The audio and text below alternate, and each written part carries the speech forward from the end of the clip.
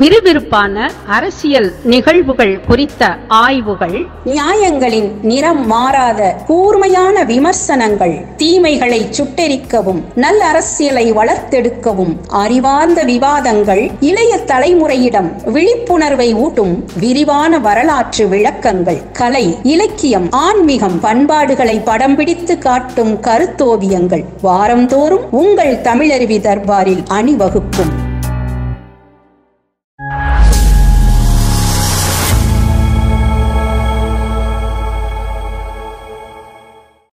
தமிழருவி தர்பார் நேயர்களை நெஞ்சு பொறுக்குதில்லை நிகழ்ச்சியில் மீண்டும் சந்திப்பதில் மகிழ்ச்சி. ஐயா தமிழருவி மணியன் அவர்கள் நம்மோடு இணைந்திருக்கிறார்கள். ஐயா அவர்களை வணங்கி மகிழ்வோம். வணக்கம் குமரையா. ஐயா வழக்கம் போல் அரசியல் கேள்விகள். இப்பொழுது எடப்பாடி பழனிசாமி அவர்கள் தன்னுடைய சுற்றுப்பயணத்தை முதல்கட்ட சுற்றுப்பயணத்தை முடித்திருக்கிறார். அதில் ஒரு கூட்டத்தில் பேசுகின்ற பொழுது அதிமுக தான் ஆட்சி அமைக்கும், அதிமுகவுக்கு பெரும்பான்மை கிடைக்கும், கூட்டணி மந்திரி சபை என்ற பேச்சுக்கே இடமில்லை என்று கூறியிருக்கிறார். இந்த போக்கு கூட்டணி கணக்கில் ஏதாவது மாற்றங்களை உருவாக்குமா? அப்படி எதுவும் பெரிய மாற்றத்தை உருவாக்கிவிட வாய்ப்பு கிடையாது. எப்பொழுதுமே ஒரு கட்சியை நடத்தக்கூடியவர் அந்த கட்சி தான் ஆட்சிக்கு வரும் என்று சொல்வதும், அந்த கட்சியின் பின்னால் தான் மக்கள் பெரிய அளவுக்கு திரண்டு நிற்கிறார்கள் என்று எடுத்துரைப்பதும் இயல்பு தான். இப்பொழுது திராவிட முன்னேற்றக் கழகம் 200 சட்டமன்ற தொகுதிகளுக்கு மேல் கைப்பற்றும் என்று ஸ்டாலின் முதற்கொண்டு அவருடைய தளபதிகள் எல்லாம் சொல்லி கொண்டிருக்கிறார்களே, அவர்கள் மனமறிந்து சொல்லக்கூடியதா அது? அவர்கள் மனதளவில் அச்சத்தோடு இருக்கிறார்கள். எப்பொழுதுமே திராவிட முன்னேற்றக் கழகம் 1967 தொடங்கி இன்று வரையில் ஒரு முறை ஆட்சிக்கு வந்தால் மறுமுறை வருவது கிடையாது. இந்த முறையும் அதுதான் நிகழ்ந்து விடுமோ என்ற அச்சத்தின் பாற்பட்டு தான் அவர் இப்பொழுது மக்களுடன் ஸ்டாலின் என்னென்னவோ பெயர்களில் அவர் மக்களை சந்திப்பதற்கு புறப்பட்டிருப்பதற்கான அடிப்படை காரணமே இந்த ஆட்சியை இழந்து விடுவோம் என்கிற புரிதல் அவருக்கு இருப்பதனால்தானே. ஆனாலும் அவர் 200 தொகுதிகளுக்கு மேல் திராவிட முன்னேற்றக் கழகம் கூட்டணி கைப்பற்றும், மீண்டும் நாங்கள் ஆட்சிக்கு வருவோம் என்று சொல்வது தான் அவருக்கு அவருடைய தலைமைக்கு ஏற்றது. அதை நாம் குறையாக சொல்ல முடியாது. அதே போன்று எடப்பாடி அவர்கள் இன்றைக்கு யாரும் எதிர்பாராத வகையில் எடப்பாடி அவர்கள் சென்ற இடங்களிலெல்லாம் மிக பெரிய அளவிற்கு கூட்டம் கூடியிருக்கிறது. நீங்கள் அந்த கூட்டத்தை பார்க்கிற பொழுது, அந்த கூட்டத்தில் இருக்கக்கூடிய உணர்ச்சி ததும்பும் சூழலை பார்க்கிற பொழுது நிச்சயம் திராவிட முன்னேற்றக் கழகத்தின் மீது உள்ள வெறுப்பை எடப்பாடியின் பக்கம் ஆதரவாக கொண்டு வந்து சேர்ப்பதற்கு மக்கள் தயாராகிவிட்டார்கள் என்பதுதான் இதில் வெளிப்படையாக தெரிகிறது. எனவே கூட்டத்தை அவர் பார்த்திருக்கிறார், பல இடங்களில் சென்றிருக்கிறார். திருவாரூரிலே அவருக்கு மிக பிரம்மாண்டமான கூட்டம் கூடியிருக்கிறதே. கலைஞர் பிறந்த இடமாகிய அந்த திருவாரூர் திருக்குவளை தான் அவர் பிறந்தார், திருவாரூருக்கு அருகில். அந்த இடத்திலேயே பிரம்மாண்டமான கூட்டம் வருகிற பொழுது உண்மையிலேயே திராவிட முன்னேற்றக் கழகத்திற்கு எதிராக மக்களுடைய மனோநிலை இருப்பதை அவர் நாடி பிடித்து பார்த்திருக்கிறார். அதனால் அண்ணா திராவிட முன்னேற்றக் கழகம் தனித்து ஆட்சியை அமைக்கும், இதில் கூட்டணி ஆட்சி என்று சொல்வதற்கு ஒன்றுமில்லை என்று சொல்கிறார். அதே நேரத்தில் அதிமுக பாஜக கூட்டணி தொடரும் என்பதைத்தான் அவர் உறுதிப்படுத்தியிருக்கிறார். பாஜகவோடு எங்களுக்கு சில சங்கடங்கள் இருக்கின்றன என்றோ, அமித்ஷாவோடு எனக்கு சில நெருடல்கள் இருக்கின்றன என்றோ அவர் எதையும் சொல்லவில்லை. அதனால் அமித்ஷா கூட்டணி ஆட்சி தான் அமையும், அந்த ஆட்சியில் பாஜகவும் இடம்பெறும் என்று சொன்னால் அது அவருடைய கட்சி சார்பாக சொல்ல வேண்டியது தான். எனவே ஒவ்வொரு கட்சியும் தன்னுடைய நிலைப்பாட்டை உறுதிப்பட வெளிப்படுத்துவது என்பது இயல்பானது, இயற்கையானது. அதை வைத்து கொண்டெல்லாம் நாம் ஆய்வு நடத்தக்கூடாது. இதையெல்லாம் பார்க்கும்போது எப்படியாவது அதிமுக பாஜக கூட்டணி உடைந்து விடுமா, பாஜகவை விட்டு அதிமுக தனியாக களத்திற்கு வருமா என்று மிகுந்த ஆவலோடு திராவிட முன்னேற்றக் கழக கூட்டணி இப்பொழுது பார்த்து கொண்டிருக்கிறது. மற்றபடி இந்த கூட்டணி நிச்சயமாக வலுப்பெறும். அண்ணாமலையே சொல்லிவிட்டாரே. அண்ணாமலை மிக தெளிவாக நேற்றைக்கு முன்தினம் நேர்காணலில் சொல்லியிருக்கிறார், எங்கள் கூட்டணியின் சார்பாக முதல்வர் வேட்பாளர் எடப்பாடி அவர்கள்தான், தேர்தல் முடிந்த பிறகு எடப்பாடி தான் முதலமைச்சர் என்று மிக தெளிவாகவே சொல்லிவிட்டார். எனவே அண்ணாமலையை வைத்துக்கொண்டு அவர் மாற்றி பேசுவார், அவர் முரண்பட்டு நிற்பார், இந்த கூட்டணியை உடைப்பதற்கான முயற்சிகளில் ஈடுபடுவார் என்பது போன்று சில உண்மைக்கு புறம்பான செய்திகளை வேண்டுமென்றே கருத்து திணிப்புகளாக திராவிட முன்னேற்றக் கழகத்தின் பகுதியிலிருந்து அன்றாடம் சொல்லி கொண்டிருந்தார்கள். அவற்றையெல்லாம் முற்றுப்புள்ளி வைக்கிறார் போல் அண்ணாமலையே சொல்லிவிட்டார். அதனால் அங்கே பிரச்சனையே இல்லை, பாஜகவிலும் பிரச்சனை இல்லை. நயனா நாகேந்திரன் நேற்று கூட பேட்டி கொடுத்திருக்கிறார். அதிமுக தனித்து ஆட்சி அமைக்கும் என்கிறார்களே, அதை பற்றி உங்கள் கருத்து என்ன என்று கேட்கிற பொழுது அதை எடப்பாடி அவர்களும் அமித்ஷா அவர்களும் முடிவு செய்வார்கள் என்று சொல்லியிருப்பது அது ஒரு முதிர்ந்த அரசியல் தலைமைக்கு உரிய அடையாளம். தானாக எதையாவது சொல்லி பிரச்சனைகளை உருவாக்கி விடாமல் 2 தலைவர்கள் 2 அணிக்கு இருக்கிறார்கள், அவர்கள் சேர்ந்து இந்த கூட்டணியை உருவாக்கி இருக்கிறார்கள். எனவே அந்த இருவரும் சேர்ந்து முடிவெடுப்பார்கள் என்று இவர் சொல்கிறார். அமித்ஷாவே தெளிவாக சொல்லிவிட்டார், அண்ணா திராவிட முன்னேற்றக் கழகம் கூட்டணி ஆட்சி, அதில் அதிமுகவின் தலைமையில் தான் அந்த ஆட்சி என்று சொல்லியிருக்கிறார். பிரச்சனை என்னவென்றால் கூட்டணி ஆட்சி அமையும் என்று பாஜகவினர் நினைக்கிறார்கள். அப்படி ஆட்சி அமைகிற பொழுது பாஜகவும் அந்த ஆட்சியில் இடம்பெற வேண்டும் என்று ஆசைப்படுகிறார்கள். அதில் எந்த தவறும் கிடையாது. ஆனால் நான் என்ன சொல்கிறேன், பிள்ளையே பிறக்கவில்லை, அதற்கு முன்பாக அது ஆண் குழந்தையா பெண் குழந்தையா என்ற முடிவுக்கும் வர முடியவில்லை. இதில் பெயர் வைக்கிற அளவுக்கு நீங்கள் ஏன் வேகப்படுகிறீர்கள்? 234 தொகுதிகளில் 118 தொகுதிகளை அண்ணா திராவிட முன்னேற்றக் கழகம் தனியாகவே பெற்று வெற்றி கொடியை நாட்டிவிட்டால் நிச்சயம் அதிமுக தனித்து தான் ஆட்சி அமைக்கும். ஏனென்றால் எம்ஜிஆர் அதைத்தான் செய்தார், ஜெயலலிதாவும் அதைத்தான் செய்தார். 90 இடங்களை பெற்றுவிட்டு நீங்கள் 36 காங்கிரஸ் கட்சி உறுப்பினர்களுடைய ஆதரவை வைத்துக்கொண்டே தனித்து 5 ஆண்டு காலம் கலைஞர் கருணாநிதி ஆட்சி நடத்தவில்லையா என்ன? அதற்கே கூட்டணியில் இடமில்லை என்று அவர் சொல்லிவிட்டார். கூட்டணியை வைத்து கொண்டார், ஆனால் ஆட்சியில் கூட்டணிக்கு இடமில்லை என்று சொல்லிவிட்டார். அப்படியெல்லாம் எடப்பாடி சொல்வதற்கு வாய்ப்பு இல்லை.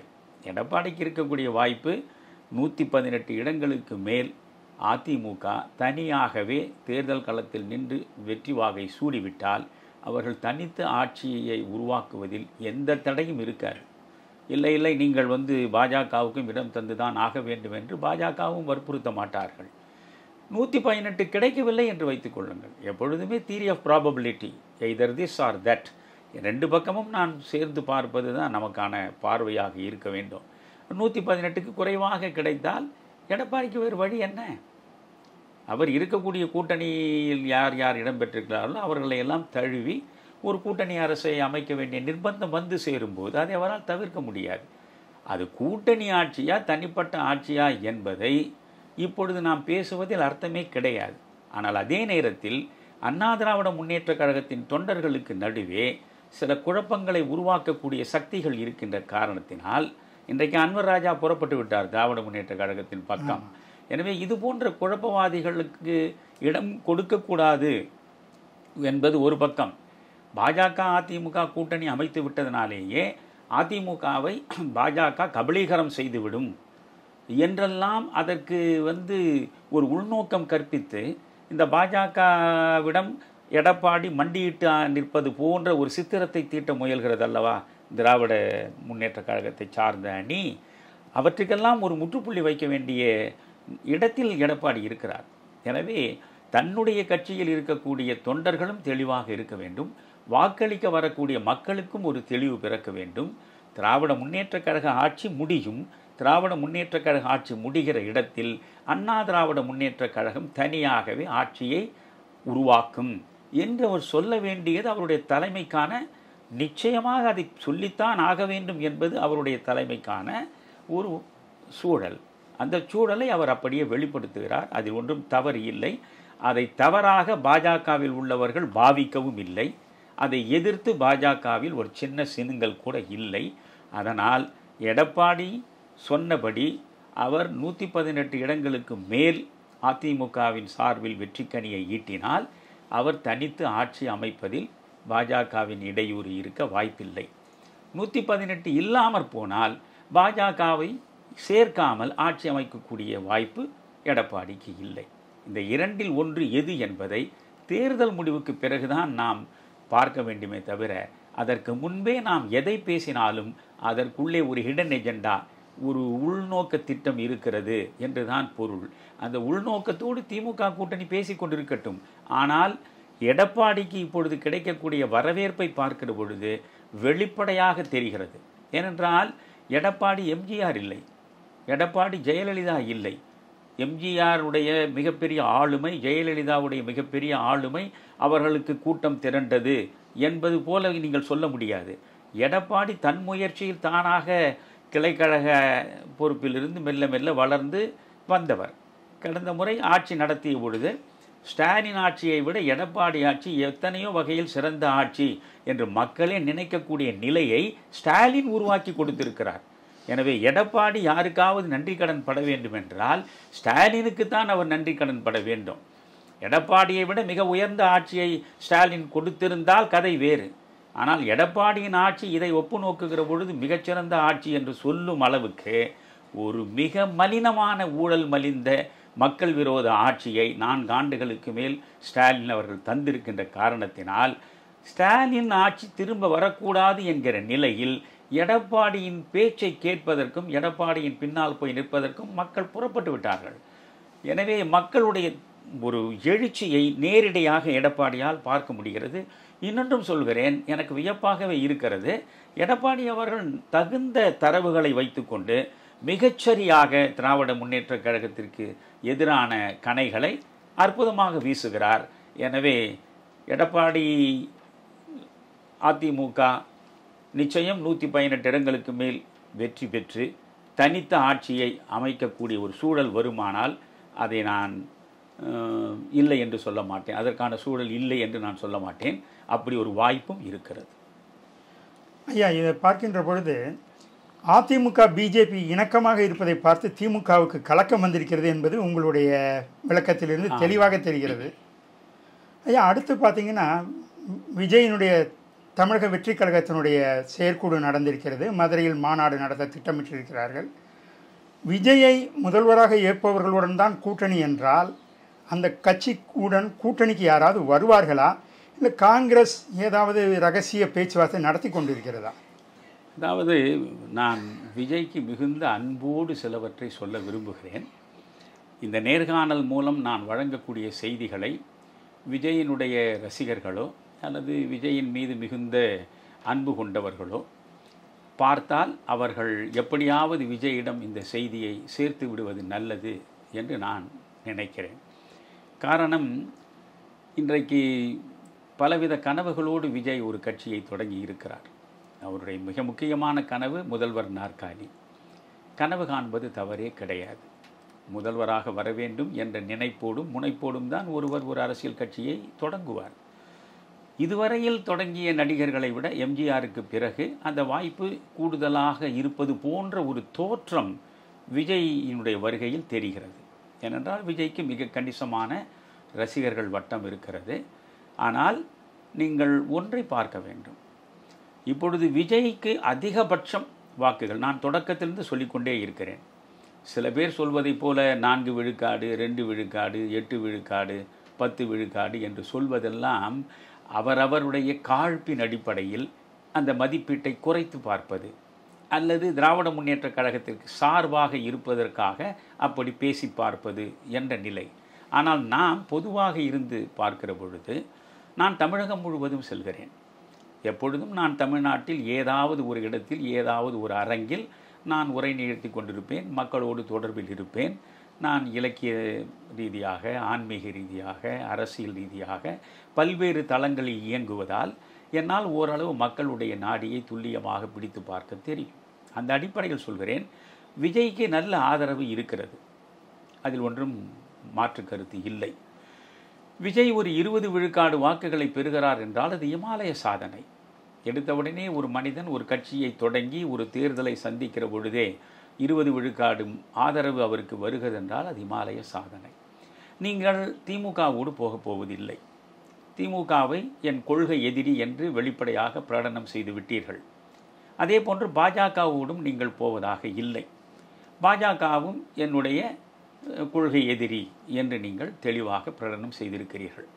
அதிமுகவை பற்றி நீங்கள் எதையும் இதுவரை பெரிதாக விமர்சித்து பேசவில்லை. அதிமுகவிலிருந்தும் உங்களுக்கு எதிராக பெரிதாக விமர்சன கணைகள் வீசப்படவில்லை. ரெண்டு பக்கமும் ரகசியமாக பேச்சுவார்த்தை நடப்பது போன்று அடிக்கடி சில செய்திகள் பரிமாறப்படுகின்றன. ஆனால் நான் என்ன சொல்கிறேன், பாரதிய ஜனதா கட்சி எடப்பாடியோடு கூட்டணியில் இருக்கிறது, அதனால் எப்படி என்னால் அதிமுகவோடு சேர்ந்து செல்ல முடியும் என்று நினைத்து, பாஜக திமுக இரண்டும் என்னுடைய கொள்கை சார்ந்த எதிரிகள், அதனால் இருவரும் இருக்கிற இடத்தில் நான் இருக்க மாட்டேன் என்ற நிலைப்பாட்டில் அவர் நின்று அவர் தனியாகவே ஒரு மூன்றாவது அணியை அமைக்கிறார் என்று வைத்துக் கொள்ளுங்கள். தமிழ்நாட்டில் நான் பார்த்து 1967 தான் முதலில் ஒரு கூட்டணி என்பதே முரண்பட்ட நிலையில் உருவெடுத்தது. அன்று தொட்டு இன்று வரை பார்த்தால் நீங்கள் மூன்றாவது அணி என்ற ஒரு முயற்சி எப்பொழுதுமே வெற்றி பெறவில்லை. எந்த நிலையிலும் மூன்றாவது அணி என்பது வெற்றி பெறவில்லை. நீங்கள் பார்த்தீர்கள் என்றால் 1990களின் முடிவில் திமுகவை விட்டு வெளியே வந்த நிலையில் மதிமுக பெரிய மக்கள் எழுச்சியை பெறுவது போன்ற ஒரு தோற்றம் இருந்தது. எல்லா வகையிலும் தகுதிமிக்க மனிதர் வைகோ, எனவே அடுத்து மதிமுக ஆட்சிக்கு வரக்கூடும் என்று கூட சிலர் ஆர்வம் கணித்தார்கள். ஆனால் அப்பொழுது மதிமுக என்ன செய்தது, நீங்கள் தமிழ் மாநில காங்கிரஸ் என்று திடீரென்று காங்கிரஸை விட்டு மூப்பனார் வந்தார். மூப்பனார் வந்த பிறகே நிலைமைகள் மாறிவிட்டன. தமிழ் மாநில காங்கிரசும் திராவிட முன்னேற்ற கழகமும் கூட்டணி அமைத்த நிலையில் மறுமலர்ச்சி திராவிட முன்னேற்ற கழகத்திற்கான வாய்ப்பு மங்கிவிட்டது. ஆனால் அவர் என்ன செய்தார், பிறகு ஜனதா தளத்தையும் பாட்டாளி மக்கள் கட்சி இவற்றையெல்லாம் ஒன்றாக இணைத்து ஒரு கூட்டணியை உருவாக்கி பார்த்தார். அந்த கூட்டணி எடுபடவே இல்லை. அன்று தொடங்கி பிறகு மக்கள் நல கூட்டணி வரையில் நீங்கள் பார்த்தீர்களானால் இது மாதிரி மூன்றாவது அணி ஒரு பெரிய அளவுக்கு சாதனையை செய்ததில்லை. ஒன்று, என்னுடைய முயற்சியினால் உருவாக்கப்பட்ட 2014 நாடாளுமன்ற தேர்தல் கூட்டணி. அந்த நேரத்தில் ஜெயலலிதா என்ற ஆளுமை ஒரு பக்கம், கலைஞர் என்ற ஆளுமை இன்னொரு பக்கம் இருக்கிற நிலையில் இந்த இரண்டு திமுக அதிமுகவையும் தவிர்த்துவிட்டு உருவாக்கப்பட்ட அந்த ஒரு கூட்டணி தான் குறிப்பிட்ட சாதனையை செய்தது. 19 விழுக்காடு வாக்குகளை பெற்றது. 75 லட்சத்துக்கு மேற்பட்ட மக்கள் அதற்கு ஆதரவாக வாக்களித்தார்கள். அன்றைக்கு இருந்த சூழல் வேறு. அன்றைக்கு விஜயகாந்த் வலிமை மிக்கவராக இருந்தார். தேமுதிக ஒரு வலிமை மிக்க கட்சியாக இருந்தது. அதே போன்று மதிமுகவும் இந்த அளவுக்கு சரிந்து போய்விடவில்லை. வைகோவும் செல்வாக்கு மிக்கவராக ஒரு வலிமை மிக்க கட்சியை வைத்திருப்பவராகத்தான் இருந்தார். அந்த கூட்டணி என்பது அன்றைக்கு அதுவே 19 விழுக்காடு வரை தான் சென்றது. 2 இடங்களில் வெற்றியும் பெற்றது. இல்லை, அதுக்கு அடுத்து அது ஒரு பெரிய சாதனை தான். 2 இடங்களில் வெற்றி பெற்றது மட்டுமில்லை, பல இடங்களில் திராவிட முன்னேற்ற கழகம் 3வது இடத்திற்கு போனது. திராவிட முன்னேற்ற கழகத்தால் ஒரு நாடாளுமன்ற உறுப்பினரை கூட பெற முடியவில்லை. 2 இடங்களில் இந்த கூட்டணி வெற்றி பெற்றது, நாம் உருவாக்கிய கூட்டணி. மற்றபடி 37 இடங்களில் ஜெயலலிதா தான் வெற்றி கனியை சுவைத்தார். அதனால் மூன்றாவது அணி என்ற ஒன்றை எவ்வளவு முயன்று நாம் உருவாக்கினாலும் அதன் பக்கம் மக்கள் திரும்புவதில்லை. அதை திருமாவளவன் சொல்லி இருப்பது சரி, அவர் சரியாகத்தான் அதை சொல்லி இருக்கிறார். மூன்றாவது அணியின் பக்கம் மக்கள் எப்பொழுதும் முகம் திருப்பி பார்ப்பதில்லை என்று. இப்பொழுது நீங்கள் அவையெல்லாம் இல்லை, விஜய் என்பது ஒரு பெரிய ஃபினாமினன், அதனால் விஜய்க்கு இருக்கக்கூடிய ஆதரவு அலை அப்படியே அவரை கொண்டு போய் ஆட்சி நாற்காலில் உட்கார வைத்து விடும் என்பது போல சிலர் நினைக்கிறார்களே, அவர்களுக்காக நான் சொல்கிறேன். அந்த கனவுலகத்தில் விஜய் மூழ்கி கிடக்கிறாரே, அவருக்கும் தெளிவுபடுத்துவதற்காக நான் சொல்கிறேன். நான் மற்றவர்களைப் போல விஜய்க்கு 10 விழுக்காடு 8 விழுக்காடு என்று சுருக்கி சொல்லவில்லை. அவருக்கு ஒரு கணிசமான வாக்கு வங்கி நிச்சயம் இருக்கிறது. 20 விழுக்காடு வாக்குகள் அவருக்கு இருப்பதாக வைத்துக் கொள்ளுங்கள். சரி, ஒரு பேச்சுக்கு வைத்துக் கொள்வோம். இப்பொழுது திராவிட முன்னேற்ற கழகத்திலிருந்து ஒரு 25க்கு மேற்பட்ட தொகுதிகளை காங்கிரஸ் எதிர்பார்க்கலாம். அது கிடைக்காத நிலையில் சரி, நாம் விஜயோடு போனால் 30 இடங்கள் 40 இடங்களை கூட வாங்கலாம், அதனால் போய் பார்க்கலாம் என்று நினைக்கலாம். இப்பொழுது 6 தொகுதிகளில் திருமாவளவனுடைய விசிகே நின்றது. அப்படி 6 தொகுதிகளுக்கு மேல் அவர் தொகுதிகளை கேட்கிற பொழுது ஸ்டாலின் கொடுக்காமற் போனால் சரி, இவரிடம் நாம் இதற்கு மேல் பெற முடியாது என்ற நிலையில் விஜயிடம் போனால் நாம் இன்னும் ஒரு 15-20 இடங்களை கூட நாம் பெறக்கூடும், என் 25 இடங்களை கூட பெறக்கூடும் என்று நினைத்து அவர்கள் போனாலும் நீங்கள் அப்பொழுது கணக்கை கூட்டி பாருங்கள். 20 விழுக்காடு வாக்குகள் விஜய்க்கு இருப்பதாக வைத்துக் கொள்ளுங்கள். இங்கிருந்து செல்லக்கூடிய காங்கிரஸுக்கு அதிகபட்சம் இருப்பதே 5 விழுக்காடு வாக்குகள் தான். அதுவே அதிகபட்சம் இருப்பது. அதற்கு பிறகு விசிக என்பது வளர்ந்திருக்கிறது என்று அவர் திரும்ப திரும்ப சொல்கிறார். அது திமுகவினுடைய கூட்டணி பலத்தில் அவர்கள் வெற்றிக்கனியை வைக்கிறார்கள், நாடாளுமன்றம் செல்கிறார்கள், சட்டமன்றத்திற்கு செல்கிறார்கள். தனியாக களத்திலே நின்றால் தமிழ்நாடு முழுவதும் விடுதலை சிறுத்தைகளுக்கான நிலைமை என்ன என்பது அது இந்த அளவுக்கு சாத்தியம் இருக்காது. எனவே அவர்களுக்கு நீங்கள் எவ்வளவு குறைத்து பார்த்தாலும் 3 அல்லது 4 விழுக்காடு வாக்குகள் இருப்பதாக வைத்துக் கொள்ளுங்கள். விஜய்க்கு 20, காங்கிரஸுக்கு 5, இவர்களுக்கு ஒரு 3 விழுக்காடு, இல்லை கூட்டினால் 4 விழுக்காடு என்றாலும் 29 விழுக்காடு. சரி, பிரேமலதாவினுடைய கட்சியே வருகிறது விஜயகாந்தினுடைய கட்சின்னு. இப்பொழுது அவர்கள் கொஞ்சம் பழைய நிலையில் இல்லை. விஜயகாந்த் இருந்த பொழுது இந்த நிலை வேறு. அவர்களுக்கு ஒரு விழுக்காடு வாக்கு இருப்பதாக இருந்தாலும் நீங்கள் எவ்வளவு மொத்தம் கூட்டினால் வருகிறது? 30 விழுக்காடு வாக்கு வரும் இல்லையா? ஆட்சியை நோக்கி நீங்கள் செல்ல வேண்டும் என்றால் குறைந்தது 40 தாண்ட வேண்டும். 45 விழுக்காடு வாக்குகள் உங்களுக்கு இருக்கிறது என்ற நிலையில்தான் நீங்கள் ஒரு ஆட்சியை அமைக்கக்கூடிய வாய்ப்பு வரும் உங்களுக்கு. இப்பொழுது நீங்கள் ஒரு 30 விழுக்காடு வாக்குகளை பெறுவீர்கள். ஒரு கணக்கை பாருங்கள். இப்பொழுது அதிமுக ஏற்கனவே நாடாளுமன்ற தேர்தலில் 21 விழுக்காடு வாக்குகளை பெற்றிருக்கிறது. பாஜக அதனோடு சேர்ந்திருந்த கூட்டணி அது அப்படி இப்பொழுது வருவதாக வைத்துக் கொண்டாலும் 18 விழுக்காடு வாங்கியிருக்கு.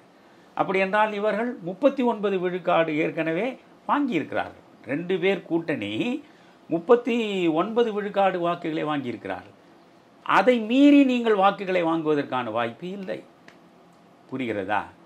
இப்பொழுது நீங்கள் பாட்டாளி மக்கள் கட்சி திமுகவிடம் போகிறதா அல்லது தேமுதிக உட்பட இங்கேயே இருப்பார்களா அதிமுக பிஜேபி கூட்டணியில் என்பது இன்று வரையில் ஒரு தெளிவு இல்லை என்றாலும் நான் மிக நிச்சயமாக நம்புகிறேன் பாட்டாளி மக்கள் கட்சி இந்த பிளவு உண்டு இருக்கக்கூடிய இந்த காட்சிகள் எல்லாம் விரைவில் மாறும். ஒன்றுபட்ட பாட்டாளி மக்கள் கட்சி நிச்சயமாக இங்கே அண்ணா திராவிட முன்னேற்ற கழகம் பிஜேபி அமைத்திருக்கிற கூட்டணியில் சேரும். அதே போல தேமுதிகவும் பலவிதமான கணக்குகளை அவர்கள் தேர்தல் ரீதியாக போட்டு பார்க்கிற பொழுது ஒரு விஜயிடம் போவதனால் நமக்கு என்ன நன்மை, விஜய் எவ்வளவு வாக்குகளை பெறுவார் என்பது இன்னும் தெரியாத நிலையில் அவர்கள் எப்படி போவது என்று யோசிக்கலாம். திராவிட முன்னேற்ற கழகத்தின் பக்கம் போகலாம். ஆனால் திராவிட முன்னேற்ற கழகத்தின் பக்கம் போனால் பிரேமலதா அவர்கள் எதிர்பார்க்கக்கூடிய இடங்கள் அந்த இடத்தில் அவர்கள் கொடுப்பார்களா என்ற கேள்வியெல்லாம் இருக்கிறது.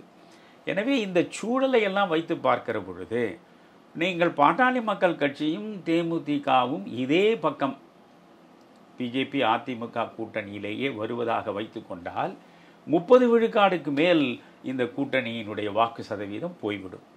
புரிகிறதா?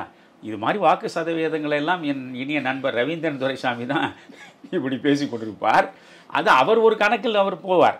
நான் சொல்வது ஒரு சரியாக எந்த மனிதனும் ஏற்றுக்கொள்ளக்கூடிய ஒரு கணக்கை நான் சொல்கிறேன். ஆக 30 விழுக்காடுக்கு மேல் வாக்குகளை பெறுவதற்கான வாய்ப்பை இந்த பக்கம் அதிமுக பிஜேபி பாமக தேமுதிக சேர்ந்தால் நிச்சயம் உண்டு. சேராமற் போனாலும் 29 விழுக்காடு வாக்குகள் என்பது ஒரு 25 விழுக்காடு என்று வைத்துக் கொள்ளுங்கள். 20லிருந்து 20 இவர்களே 21 விழுக்காடு அதிமுக, பிஜேபி கூட்டணியில் இருந்து பாமக விலகியதாக இப்பொழுது வைத்துக்கொள்ளும். போன முறை கூட்டணியில் இருந்தார்கள், இல்லை என்று வைத்துக்கொள்ளும். அப்படி என்றால் ஒரு 4 விழுக்காடை கழித்து விட்டால் கூட 18 விழுக்காடில் 14 இருக்குல்ல.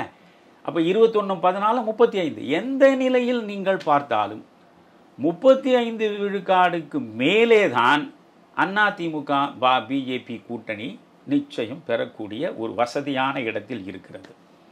இந்த பக்கம் திமுக இருக்கிறது. திமுகவுடைய கூட்டணி எல்லாம் சேர்ந்து இந்த 35க்கு மேலே அவர்கள் பெறுவார்களா என்பது ஒரு $1 மில்லியன் கொஸ்டின். ஆனால் இதில் நாம் பார்க்க வேண்டியது திமுக கூட்டணி எத்தனை சதவீதம் பெறும் என்பதல்ல. ஏற்கனவே திமுக கூட்டணி 40% மேல் பெறக்கூடிய வாய்ப்பு இருப்பதாக ஒரு பக்கம் வைத்துக் கொள்ளுங்கள். 35 விழுக்காடுக்கு மேல் பெறக்கூடிய ஒரு வாய்ப்பை இன்றைக்கு அதிமுக பிஜேபி கூட்டணி பெற்றிருக்கிறது என்பதை புரிந்து கொள்ளுங்கள். இந்த இரண்டுக்கும் நடுவே நிற்கக்கூடிய நீங்கள் என்ன முயன்றாலும் 26-27% மேல் வாக்குகளை பெற முடியாது என்கிற பொழுது என்ன நடக்கும்? ஒன்று திமுகவுக்கு சார்பாக உங்களுடைய அணி பெறக்கூடிய வாக்குகள் போய் ஒரு மோசமான சூழலை உருவாக்கும், அல்லது ஒரு அங்க அசம்பிளி என்ற தொங்கு சட்டசபை உருவாகும். இப்படி ஒரு தொங்கு சட்டசபை உருவாவது விஜயை முதல்வராக்கி விடுமா?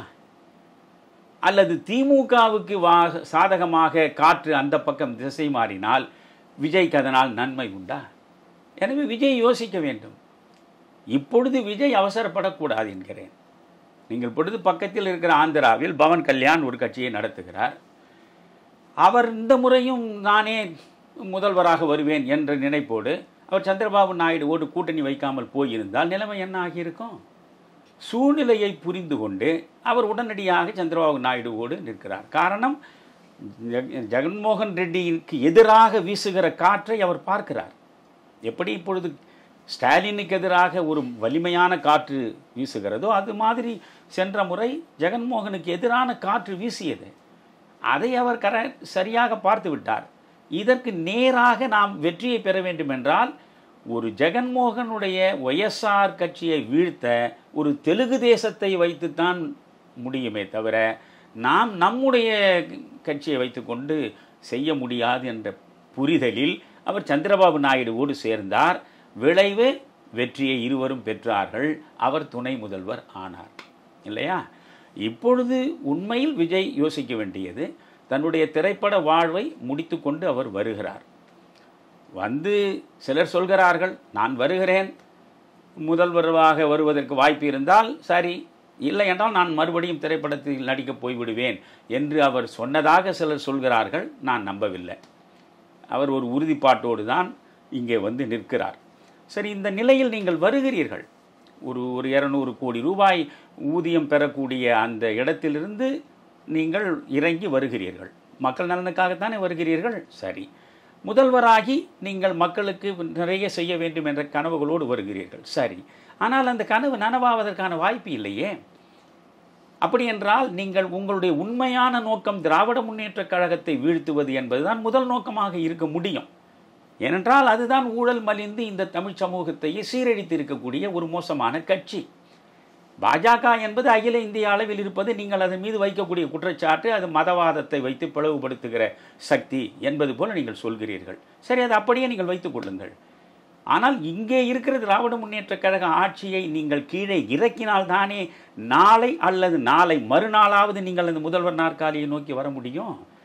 அதற்கு உங்களுடைய முதல் நோக்கம் எதுவாக இருக்க வேண்டும்? திராவிட முன்னேற்றக் கழக ஆட்சியை வீழ்த்துவது முதல் நோக்கமாக இருக்க வேண்டும். ஐயோ, நான் சிறுபான்மை வகுப்பை சார்ந்தவன், சிறுபான்மை மக்கள் என் மீது நம்பிக்கை வைத்திருக்கிறார்கள், நான் அவர்களுக்கு மாறாக பிஜேபி இருக்கக்கூடிய கூட்டணியில் போய் சேர்ந்தால் சிறுபான்மை வாக்குகள் என்னை விட்டு போய்விடுமே, நான் கட்சி ஆரம்பித்ததற்கு அர்த்தமில்லாமல் போய்விடுமே என்பது போன்ற கலக்கம் விஜய்க்கு இருந்தால் அது அரசியல் முதிர்ச்சியின்மையாக போய்விடும். அந்த கலக்கத்திலிருந்து ஒரு வெளியே வர வேண்டும்.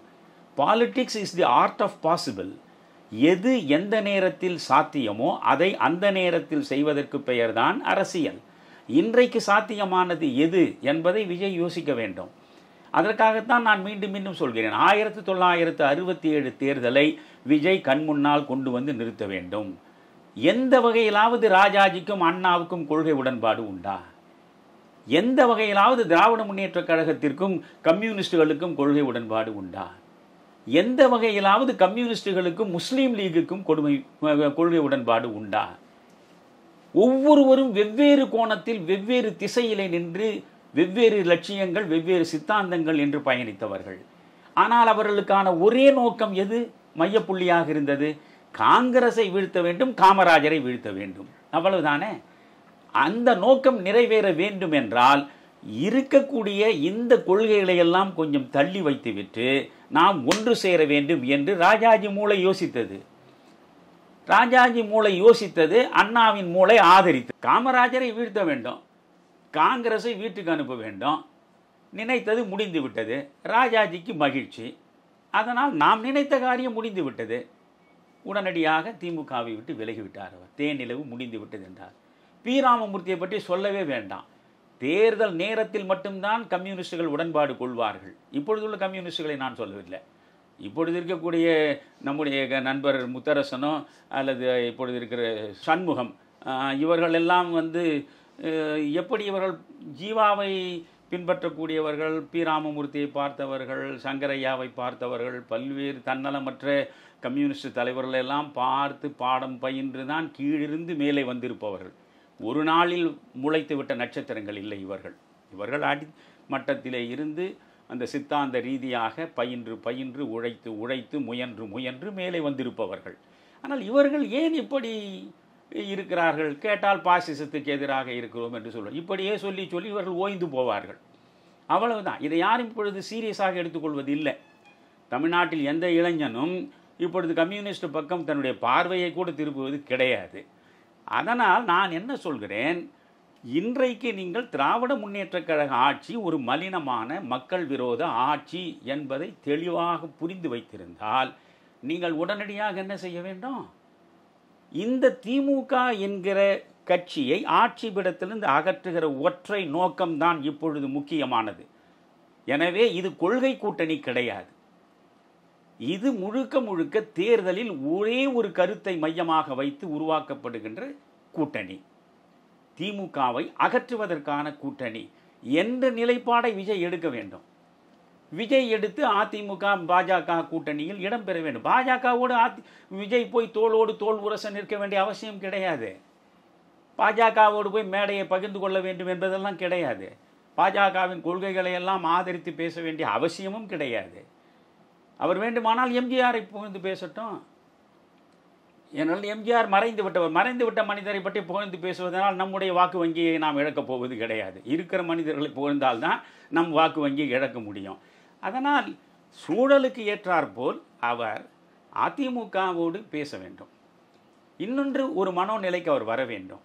இப்பொழுது ஒரேடியாக அடைந்தால் மகாதேவி, இல்லை என்றால் மரணதேவி என்று PS வீரப்பா மகாதேவி படத்தில் கண்ணதாசன் எழுதிய வசனத்தை பேசுவதைப் போல, அடைந்தால் முதலமைச்சர் பதவி, இல்லை என்றால் ஒன்றுமே இல்லை. அடைந்தால் முதல்வர் பதவி, இல்லை என்றால் மகத்தான தோல்வி. இதற்கு இரண்டுக்கும் இடையில் விஜய்க்கு வாய்ப்பே கிடையாது. அப்படி என்றால் அவர் மிகப்பெரிய தோல்வியை 20 விழுக்காடுக்கு மேல் வாக்குகளை வைத்துக்கொண்டு அவர் ஒரு கூட்டணியை அமைத்த அந்த கூட்டணி ஒரு 25 விழுக்காடு வரை சென்று அது எல்லா இடத்திலும் தோற்று அதற்கு பிறகு தன் எதிர்காலம் என்ன என்ற நிலையில் தடுமாறக்கூடியவராக மாறிவிடுவார். மாறாக இப்பொழுது கணிசமான தொகுதிகளை அவருடைய சக்திக்கு ஏற்றாற்போல் கேட்டு பெற்று அந்த கூட்டணியில் இடம்பெற்று, நாளை அந்த கூட்டணியில் நீங்கள் இத்தனை பேரும் சேர்ந்து விட்டாலே நீங்கள் மிக அதிகமான இடங்களில் அதிமுக நிற்கக்கூடிய வாய்ப்பு குறைந்துவிடும். மிக அதிகமான இடங்களில் நின்றால்தான் தனித்த ஆட்சியை பெறுவதற்கான அந்த அதிமுகவின் விருப்பம் நிறைவேறும். எனவே தொகுதி பங்கீட்டிலேயே ஒவ்வொருவருக்கும் கணிசமான இடங்கள் கிடைத்து அதிமுகவினுடைய பங்கீடு குறையுமானால் அப்பொழுது நீங்கள் தனித்து ஆட்சி அமைக்கக்கூடிய வாய்ப்பு ஓரளவு சிதையும். கூட்டணி ஆட்சி தான் வருகிறது என்றால் நீங்கள் துணை முதல்வராக இருங்கள். இப்பொழுது துணை முதல்வராக இருங்கள். ஒன்றுமே இல்லாமல் ஒரு நடிகராக இருக்கிறீர்கள். ஒரு நடிகராக இருந்து ஒரு கட்சியை தொடங்குகிறீர்கள். கட்சியை தொடங்கி முதலாக தேர்தலுக்கு வந்து நிற்கிறீர்கள். முதலாக தேர்தலில் வந்து நின்ற அடுத்த கனவே நீங்கள் துணை முதல்வராகிறீர்கள். உதயநிதி போல தந்தையின் தயவினால் நீங்கள் துணை முதல்வராக வேண்டியதில்லை. உங்களுடைய பின்னாலே இருக்கக்கூடிய உங்கள் ரசிகர்கள், உங்களுடைய ஆதரவாளர்கள் என்ற சக்தியின் மூலம் நீங்கள் துணை முதல்வராக வந்து உட்கார முடியும். உட்காருங்கள். 2031 நோக்கி பயணியுங்கள். 2031 முதல்வராக வருவதற்கு வாய்ப்பு இருந்தால் அந்த நாற்காலியில் போய் உட்காருவதற்கு பாருங்கள்.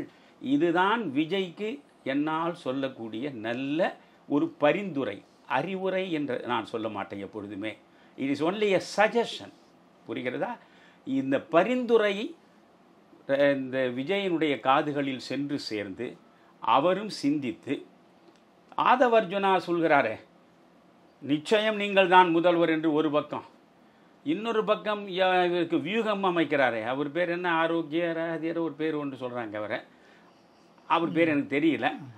அவர் நிச்சயம் நீங்கள் தான் முதல்வர் என்று சொல்வதை, இந்த பக்கம் சொல்வதையும் இந்த பக்கம் சொல்வதையும் மட்டும் கேட்டு நேரே கடிவாளம் பூட்டிய குதிரை மாதிரி நீங்கள் நேரே பார்க்காமல் எல்லா திசைகளையும் திரும்பி பாருங்கள்.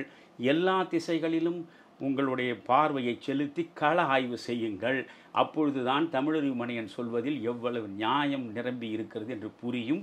இதை செய்தால் விஜய்க்கான எதிர்காலம் நிச்சயப்படும். விஜயின் கனவு இன்றில்லாமற் போனாலும் ஒரு நாள் இப்பொழுது பாதி கனவு நிறைவேறும். அடுத்து போகிற போக்கில் அவருடைய செயலுக்கு ஏற்றாற்போல் மொத்த கனவும் நிறைவேறுவதற்கான வாய்ப்பும் சேரும். இதுதான் இதுதான் நிலவரம். இந்த நிலவரத்திற்கு மாறாக விஜய் எதையாவது செய்தால் அங்கு நடக்க போவது கலவரம். அவ்வளவுதான். இப்பொழுது சீமான் இருக்கிறார் என்றால் அவருக்கு பிரச்சனை இல்லை. அவர் தொடர்ந்து தோல்விகளை சந்தித்து கொண்டே இருக்கிறார். அதை பற்றி அவரும் கவலைப்படவில்லை, அவருக்கு பின்னால் இருக்கக்கூடியவர்களும் கவலைப்படவில்லை. இந்த முறை நின்று 234 தொகுதிகளிலும் அவர் தோற்றாலும், ஏன் நீங்கள் 234 தொகுதியிலும் தோற்றீர்கள் என்று அவருடைய கட்சியில் யாரும் கேட்கப் போவதில்லை, கேட்க அவர் விடப்போவதும் இல்லை. இப்பொழுது திடீரென்று அவர் எந்த நேரத்தில் எதை சொல்லுவார், எந்த நேரத்தில் எதை செய்வார் என்று அவருக்கே தெரியவில்லை என்று நான் நினைக்கிறேன். அப்புறம் மற்றவர்கள் எப்படி தெரிந்து கொள்வது? திடீரென்று அவர் வேண்டுமென்றால், அதாவது ஸ்டாலின் அவர்களை நேரடியாக சென்று பார்த்து நம்முடைய முத்து அவர்களுடைய இழப்புக்கு அவர் ஆறுதல் வழங்கியது அது பண்பாடு தான். அதெல்லாம் ஒரு குறையும் இல்லை. வெளியே பேசுவது அரசியல் வேறு, நட்பு பாராட்டுவது, அன்பு செலுத்துவது, ஒருவரை ஒருவர் மதிப்பது என்பது ரொம்ப நல்லது. அதில் அந்த பண்பாட்டை தமிழ்நாட்டில் வளர்த்தெடுக்க வேண்டும். அதை சீமான் வளர்த்தெடுக்கிறார் என்பதே எனக்கு மகிழ்ச்சி. ஆனால் வெளியே அவர் பேசுகிற பொழுது காமராஜர் மறைந்த பொழுது அண்ணா கண்ணீர் விட்டு அழுதார் என்று சொல்கிறார். எனக்கு ஆச்சரியமாகிவிட்டது. அண்ணா 1969 இறந்து விட்டாரே. காமராஜர் 1975 அக்டோபரில் தானே இறந்தார். அண்ணா 6 ஆண்டுகளுக்கு முன்பு இறந்தார். அதற்கு பிறகு வானத்திலிருந்து கீழே இறங்கி காமராஜருக்காக கண்ணீர் விட்டாரா? என்ன சொல்கிறார் சீமான் என்றே நமக்கு புரியவில்லை. பல விஷயங்களை அவர் புதுசாக புனைந்து பேசுவார். அதில் இப்படி ஒரு புனைவை அவர் பேசியது எனக்கு அதிர்ச்சி அளிக்கிறது. எனவே சீமானை பொறுத்தவரையில் அவர் தோற்றாலும் அவருக்கு பிரச்சனை இல்லை. விஜய் தோற்றால் அது அவருக்கு மிகப்பெரிய பிரச்சனையாக முடியும். எனவே அது புரிந்து கொண்டு விஜய் தன்னுடைய அரசியல் கணக்கை தொடங்க வேண்டும் என்று நான் அன்போடு விஜய்க்கு என்னுடைய பரிந்துரையை அனுப்பி வைக்கிறேன். கள நிலவரத்தை புரிந்து கொண்டு விஜய் வேகமான முடிவு எடுப்பார் என்று நம்புவோம் ஐயா. மீண்டும் இன்னொரு நெஞ்சு பொறுக்குதலைய நிகழ்ச்சியில் சந்திப்போம். அதுவரைக்கும் உங்களுக்கு வணக்கம் ஐயா. நன்றி. வணக்கம் குமரையா. தமிழருவி தர்பார் நேயர்களே, அடுத்த நிகழ்ச்சியில் மீண்டும் சந்திப்போம். அனைவருக்கும் நன்றி, வணக்கம்.